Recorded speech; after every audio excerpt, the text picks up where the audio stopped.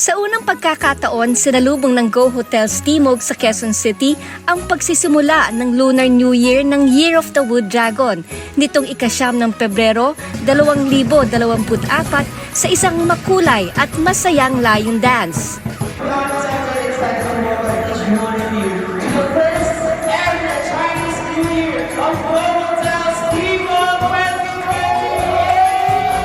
Sinumula ng event ng opening prayer at ng pambansang awit.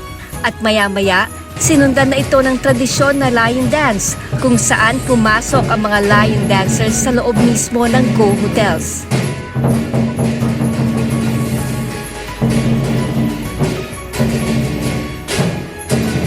Paniniwala ng mga Tsino, nakakapagtaboy ng malas at nakakaakit ng swerte ang lion dance.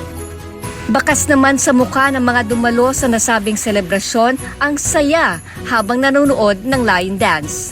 Kasama rin sa selebrasyon si Miss Rosel Reyes, kung saan nagpasalamat siya sa mga dumalo ng nasabing event. Kalakip ang hiling na naway maghatid ng swerte, kasaganaan at mga bagong oportunidad sa bawat isa ang Year of the Wood Dragon.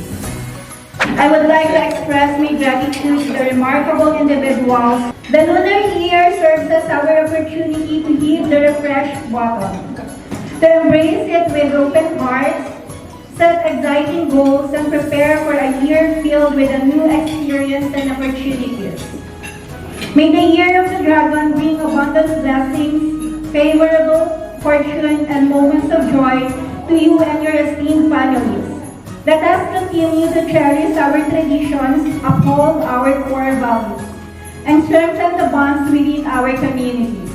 On behalf of Roxaco Asia Hospitality Corporation, our AOM, and the Go Hotel Sales and Marketing team, I extend my heartfelt wishes for a prosperous and fulfilling year ahead. Thank you and Kanghe Patroy.